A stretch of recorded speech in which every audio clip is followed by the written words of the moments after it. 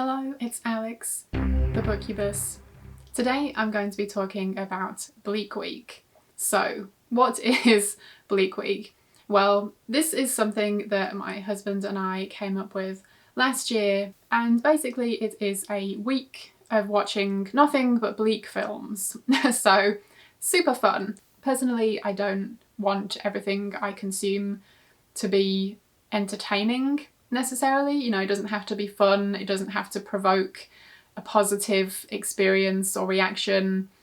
You know, I want to experience other things, I want things to challenge me, I want to be confronted with tougher subjects and things that are going to give me a different experience. So while I completely understand that these kind of films aren't everyone's cup of tea, I realise sometimes you don't want to be confronted with those things. But yeah, personally, I do like to seek them out from time to time.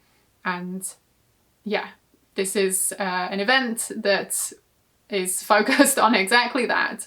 And I guess I'll preface this by saying that it's not really a community related thing that I am doing here, you know, as in encouraging other people to join in. This is just something that I'm doing that I wanted to share with you. But of course, if it does sound interesting to you and you want to do your own Bleak Week, please feel free and keep me posted if you do so. That would be amazing. But yeah, this is more just me sharing something that my husband and I are doing. His name, by the way, is also Alex. I'm not sure if I have mentioned that before, but yeah. Anyway, so why Bleak Week? Well, we're both big film lovers, and while horror is my main genre of choice, I do like a bunch of other things, and yeah, we both enjoy a lot of world cinema, art house cinema, indie dramas, that kind of thing. But a lot of those can be a bit bleak and depressing. And our watch list is always growing, but there are plenty of times that we have, you know, perused the list, deciding what to watch one evening, and there were just these several films that we kept passing over because we were like, I really want to watch that, but I'm just not really in the mood right now for something so bleak. And so anyway, Alex came up with the bright idea of, let's have a whole week, let's make an event out of it, and we'll knock out all of these particularly bleak films that have been on that list for years. Because yeah, some of them we'd been meaning to watch for years and we just hadn't gotten around to them. And when is Bleak Week? Well, you can probably argue when the bleakest time of year is, but we decided last year to go with the week in December leading up to the winter solstice, which is the shortest day. So, you know, fairly bleak. And this year that would mean we're starting on Thursday, the 15th of December, and ending on Wednesday, the 21st of December, which is the winter solstice. What could be considered a very bleak day of the year. So we culminate, you know, on just all the bleak things converging. So in this video, I just wanted to talk about the films that we watched last year and the films that we're planning on watching this year. But before I get into that, I also wanted to mention I have a couple of other videos planned for the Bleak Week celebration that I thought I would share on my channel. So I'm going to be doing a Bleak Films recommendations video, a Bleak Books recommendations video, and then also a Bleak Week 2022 wrap up at the end of the week, talking about the films that we watched this year.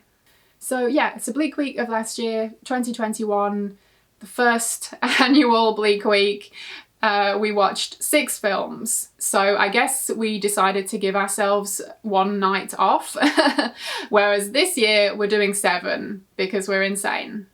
And of those 6 films, 3 of them were actually not particularly bleak. I mean, they weren't super fun either, but we wouldn't class them as bleak films, so how disappointing, right? So I'll talk briefly about those 3 that didn't actually end up being that bleak. One of them is Morven Kala, which is about a character who, on Christmas morning, she finds her boyfriend dead. So, you know, if you're looking for a fun Christmas film, this could be a good one. and he has been writing a novel that has not yet been published, and following his death she decides she's going to take it, pretend it's hers, and yeah, try and get it published and reap the financial rewards that may come. So yeah, this was an interesting one, but yeah, not necessarily a bleak one, but I would recommend it. Another one was Obi Oba, subtitled The End of Civilization. So yeah, you can see why we thought this was going to be a bleak one. Yeah, like I said, not that it was a fun one, but wasn't like overtly bleak, I guess. But this is like a dystopian future type of scenario, and we're following a character who is, yeah, navigating the world as it is and trying to survive. So yeah, another good one, interesting, would still recommend it. And Guilty of Romance, which is a long one from what I remember, and is about, there's a series of brutal murders that have been taking place in the area's red light district, and so we're following that investigation, and then we're also following a female character who starts working as a sex worker, but it's something that she's kind of keeping hidden from her husband and family, and yeah, so she's leading kind of a double life. So yeah, this one was kind of wacky. Yeah, another interesting one, and one I would recommend if it sounds interesting to you. But yeah, had some bleak themes, I guess, but wasn't like super bleak. Thankfully, or not, as the case may be, the other 3 films we watched last year definitely were pretty damn bleak and made up for the others not being as much. One of those was Michael, which is about a guy who, yeah, seemingly has a normal life and a job and everything, but behind closed doors, he has a young boy kept hostage in his basement. So yes, you can guess the theme of that, and it was pretty rough to watch. It's not necessarily graphic, but you know, the implications are obvious. And yeah, it leans into that idea of, yeah, someone who is seemingly normal being capable of something like that, you know, like a double life kind of thing again. So yeah, this is a topic that not everyone is going to want to watch, but I think it was very well done, and yeah, it was very bleak. Take a shot every time I say bleak in this video. Actually, no, don't do that. And then the 2 standout ones of last year were, oh my god, like just horrendously bleak. So one of those is Threads, which is a British film, and it's a documentary style, and this is about what would happen if nuclear war broke out. And yeah, it's following various characters as that situation plays out. And this was just so well done and so effective and just absolutely devastating to watch.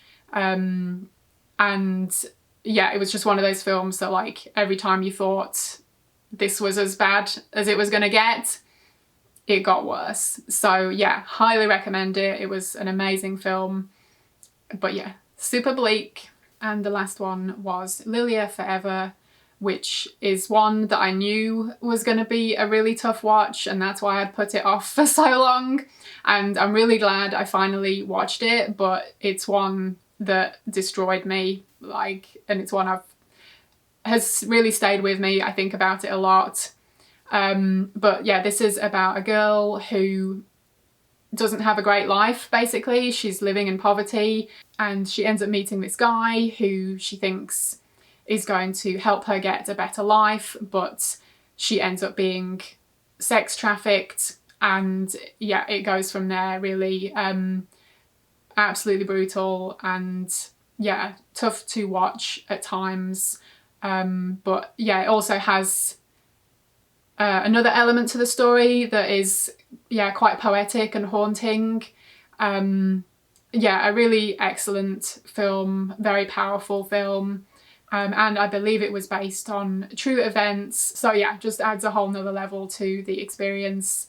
Highly recommend it, but it's not a fun watch at all. It was really depressing. Like I say, it destroyed me, that film. So yeah, what a recommendation, right? But anyway, so yes, that was Bleak Week 2021. Ended up being an experience.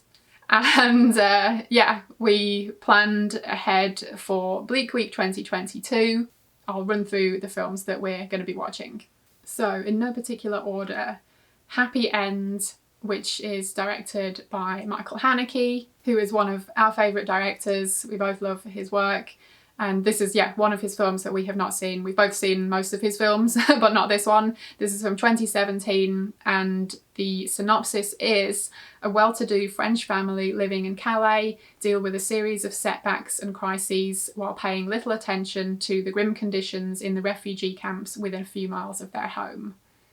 So yeah, love Haneke, so very much looking forward to this one. And I had the privilege of seeing Michael Haneke in a Q&A. It was when The White Ribbon came out, and yeah, I went to a screening and Q&A for that when I was living in London. And yeah, so it was very cool to see him in the flesh, albeit from a distance.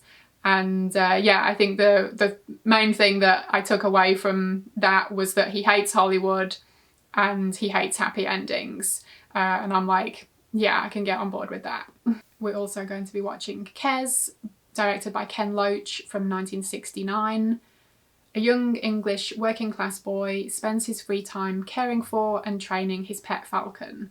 Yeah, this one I know is gonna not be a fun watch, so that's that. Hard to Be a God by Alexei German from 2013, and it's almost 3 hours long. A group of scientists is sent to the planet Arcanar to help the local civilization, which is in the medieval phase of its own history, to find the right path to progress. Their task is a difficult one. They cannot interfere violently, and in no case can they kill. The scientist, Rumata, tries to save the local intellectuals from their punishment and cannot avoid taking a position, as if the question were, what would you do in God's place? Yeah, this one looks visually stunning, but yeah, I mean, 3 hours is a pretty grueling watch at the best of times, and I'm sure this one's going to be a rough one.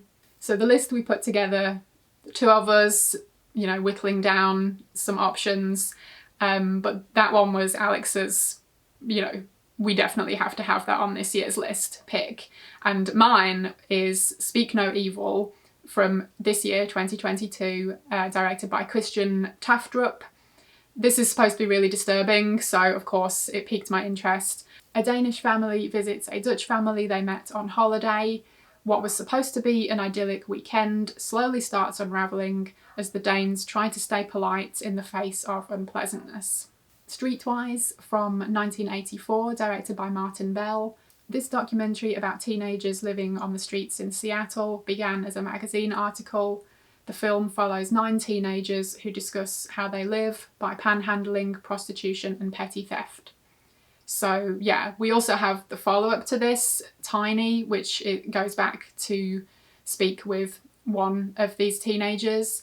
So we've got a Criterion DVD that has both films. I'm not sure we're going to get to the follow-up this year, but we're definitely going to watch Streetwise. Rosetta from 1999, directed by Luc Dardenne and Jean-Pierre Dardenne. Young, impulsive Rosetta lives a hard and stressful life as she struggles to support herself and her alcoholic mother. Refusing all charity, she is desperate to maintain a dignified job. Yeah, this one seems like it might be a rough watch. So yeah, we're gonna do it. And last up, probably the one I am most trepidatious about, Grave of the Fireflies from 1988, directed by Isao Takahata. This is a Studio Ghibli film, and I've seen a bunch of those and loved them. But yeah, this is one I've been aware of for many years, and I've just been like, I don't know if I can handle it. But we're doing it this year. So in the final months of World War II, 14-year-old Saita and his sister Setsuko are orphaned when their mother is killed during an air raid in Kobe, Japan. After a falling out with their aunt, they move into an abandoned bomb shelter. With no surviving relatives and their emergency rations depleted, Saita and Setsuko struggle to survive. Yeah, enough said. So that is the list of films we're going to be watching this year. Yeah, Bleak Week is right around the corner. Get excited! But yeah, I will keep you posted on the films we watch. I'll definitely be doing a wrap up at the end. Keep an eye out for the other videos I'm going to be posting this week, one with some film recommendations and one with some book recommendations. Like I say, not recommending in the sense for you to join in with Bleak Week, although if you want to and do your own Bleak Week, then yeah, like I said before, please feel free to do so and let me know if you are. I would love to hear about it.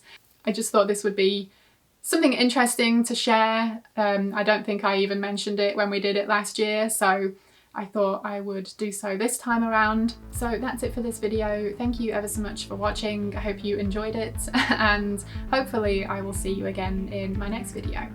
Bye!